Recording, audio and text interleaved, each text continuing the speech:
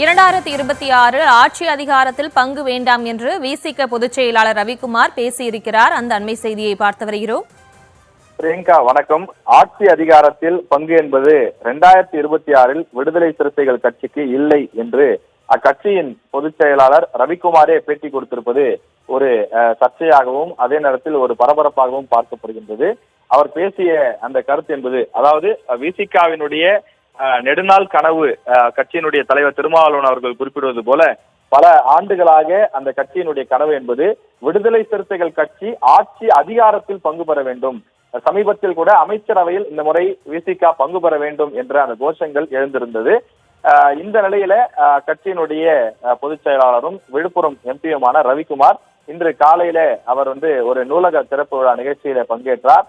அந்த நிகழ்ச்சியை முடிந்த பிறகு பத்திரிகையாளர்களை சந்தித்தார். அப்போது அவர் பேசிய அந்த கருத்துக்கள் தற்போது பெரும் உற்று கவனிக்கக்கூடிய ஒரு முக்கிய விவாத பொருளாக மாறியிருக்கின்றது. அதாவது வரக்கூடிய 2026 சட்டமன்ற தேர்தலில் விடுதலை சிறுத்தைகள் கட்சிக்கு ஆட்சி அதிகாரத்தில் பங்கு இல்லை என்று அவர் குறிப்பிட்டிருக்கிறார். அதாவது கடந்த 2016ஆம் ஆண்டே விடுதலை சிறுத்தைகள் கட்சி இதற்காக பல கருத்தரங்கங்களை நடத்தி பல அரசியல் கட்சிகளை அழைத்து ஆட்சி அதிகாரத்தில் அனைவருக்கும் பங்கு வேண்டும், அப்படி ஒரு வலிமையான அமைப்பை நாம் கட்டி எழுப்புவோம் என்று கருத்தரங்கங்கள் நடத்தியதாக அவர் கூறியிருக்கிறார். அது பல ஆண்டு கனவு எங்களுக்கு, ஆனால் 2026 அது சாத்தியப்படுவதற்கான வாய்ப்பு கிடையாது. ஆனால் இந்த விஷயத்தை பொறுத்தவரையில் அதற்கான காலம் கணியும் போது நாங்கள் ஆட்சி அதிகாரத்தில் பங்கெடுப்போம் என்று குறிப்பிட்டிருக்கிறார். மேலும் திமுக கூட்டணியில இடம்பெற்றிருக்கக்கூடிய விடுதலை சிறுத்தைகள் கட்சிக்கு இந்த முறை கூடுதலான இடங்கள், அதாவது இரட்டை இலக்கத்தில் திமுக விடுதலை சிறுத்தைகள் கட்சிக்கு இடம் ஒதுக்கும் என்று நாங்கள் நம்புகிறோம் என்று அவர் குறிப்பிட்டிருக்கிறார். கடந்த 2021 சட்டமன்ற தேர்தலில் விடுதலை சிறுத்தைகள் கட்சி 6 இடங்களில் போட்டியிட்டு 4 இடங்களில் வெற்றி பெற்றிருந்தது.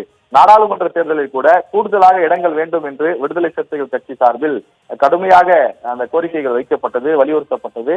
ஆனாலும் கூட அதே 2 தொகுதிகள் தான் விடுதலை சிறுத்தைகள் கட்சிக்கு ஒதுக்கப்பட்டது. எனவே விடுதலை சிறுத்தைகள் கட்சி கடந்த 2021 போல இல்லாமல் தற்போது பல தொகுதிகளிலே நன்றாக வளர்ந்திருக்கிறார்கள், பெரிய கட்சியாக மாறியிருக்கிறார்கள். எனவே தங்களுடைய வலிமைக்கு ஏற்ப கூடுதலான சீட்டு வேண்டும் என்று அவர்களது நிர்வாகிகள் தொடர்ந்து பேசி வரக்கூடிய நிலையில விசிகாவினுடைய பொதுச் செயலாளர் ரவிக்குமார் அவர்களும் வரக்கூடிய சட்டமன்ற தேர்தலில் திமுக விசிகாவிற்கு இரட்டை இலக்கங்களில் சீட்டுகளை ஒதுக்கும் என்று நம்புகிறோம் என்று பேசியிருக்கிறார்.